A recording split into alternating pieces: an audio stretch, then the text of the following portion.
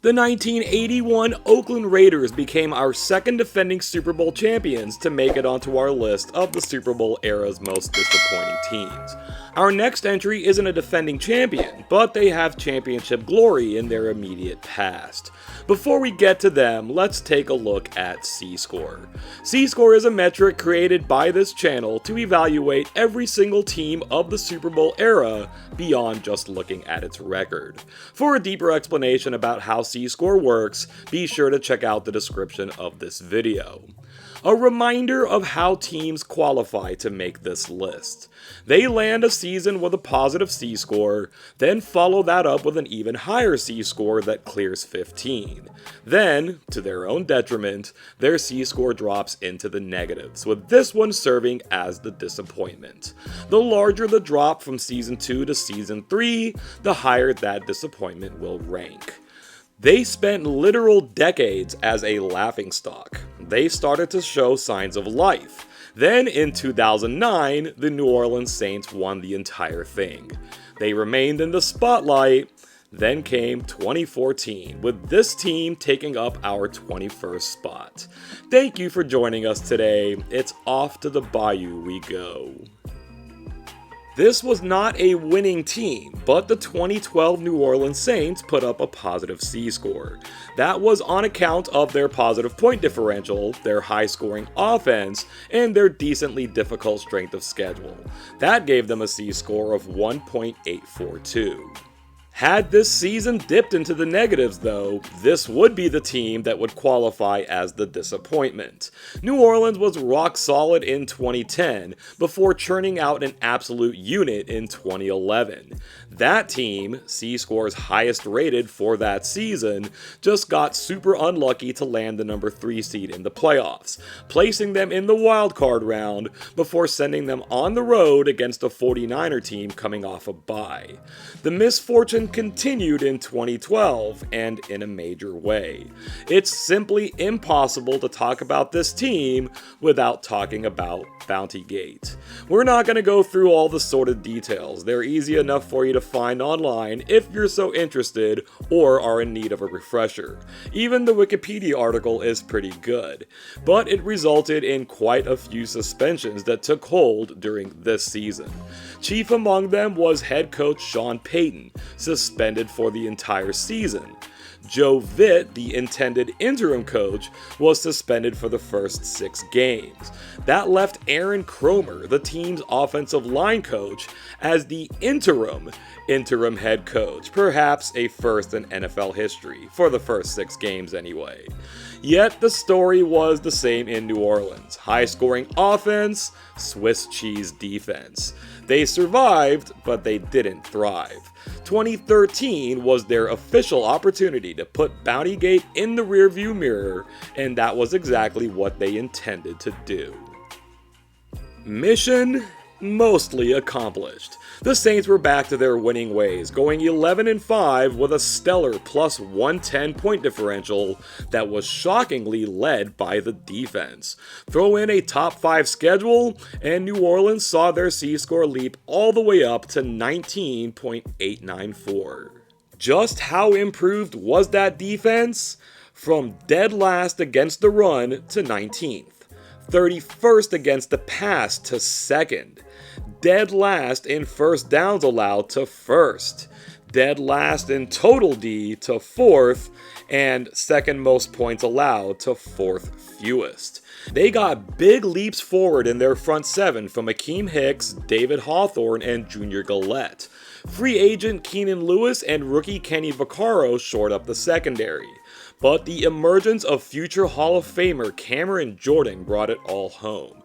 The offense wasn't quite as dynamic as in seasons past, but were still one of the very best in the league. Everything was setting up for the Saints to be an extremely dangerous team in the playoffs, except that this team was afflicted with the same bad luck that the 2011 team was.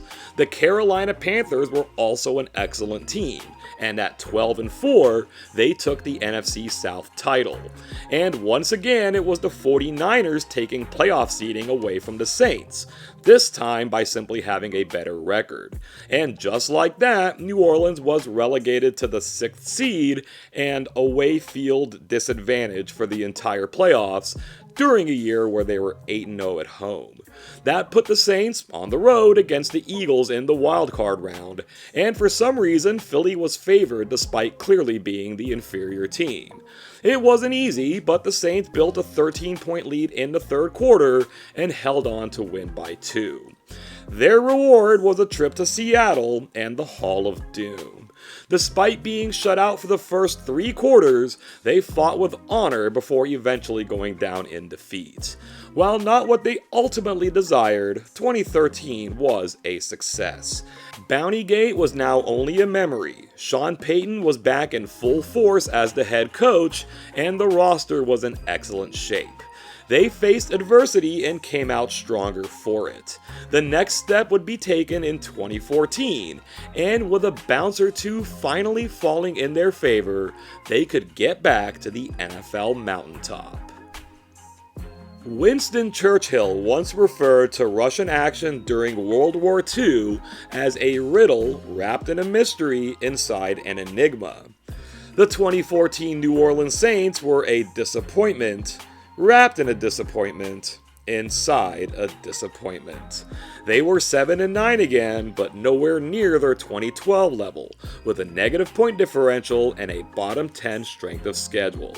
This complete cratering is well reflected in that C-score of -7.088. Starting the season with 2 road games, the Saints lost 2 heartbreakers, in overtime against the Falcons and by 2 points against the Browns. 2 games under 500, they would never find themselves above 500 at any point all season, although they did get to 4-4 at the midway point. They followed that up with yet another overtime loss as part of a 3-game losing streak. To compound things even further, a 500 record would have been good enough this season to win the NFC South and get back into the playoffs. Instead, sitting at just 7-8-1, the Carolina Panthers were once again crowned division champions. Despite sitting just a half game out of first, the Saints were eliminated from contention after Week 16, where they took their second loss to the Falcons. What went so wrong? Well, it wasn't the offense. The team may have only been the 9th highest scoring in the league, but the offense still ranked number 1. The disparity between their yards and their points came down to 2 major factors. They had the league's 3rd worst starting field position, allowing for more yards to be gained, and they turned the ball over in 14 out of 16 games, finishing 28th in the league. Of course, you can't score when you turn the ball over. Then there's the defense, so delightfully surprising in 2013, only to fall apart in 2014. Only Cameron Jordan and linebacker Curtis Lofton even approached average play, with the breakout players from the season before dropping right back into sub-mediocrity. Looking back at this chart, they went back to 29th against the rush, 25th against the pass, 28th in first downs allowed, 31st in total defense, and 28th in points allowed. Their defensive performance over the next 2 seasons goes even further to show that 2013 was either lightning in a bottle or simply a fluke. During this 3-year run, which again included a season with a great defense that didn't require a whole lot of passing to either catch up or keep up, Drew Brees attempted 1,979 passes. Only 177 quarterbacks in the entire history of the league have that many attempts in their entire careers. The notable names with fewer can create a tic-tac-toe board. Hey, let's do that. We've got Jalen Hurts, Jimmy Garoppolo, Don Majkowski, Tyrod Taylor, Steve Bono, Jacoby Brissett, Vince Ferragamo, and Hall of Famers Bob Waterfield and Sid Luckman. you'd probably play this Saints team in Madden, but on the real field, they were simply a disappointment. The 2014 Saints put us on the edge of the top 20 with their drop in C-score of 26.982. Our next entrant has been guessed at correctly in the comments of previous videos. In fact, it's been guessed at a lot. Keep those guesses coming and be sure to join us for our next installment to find out who it's gonna be.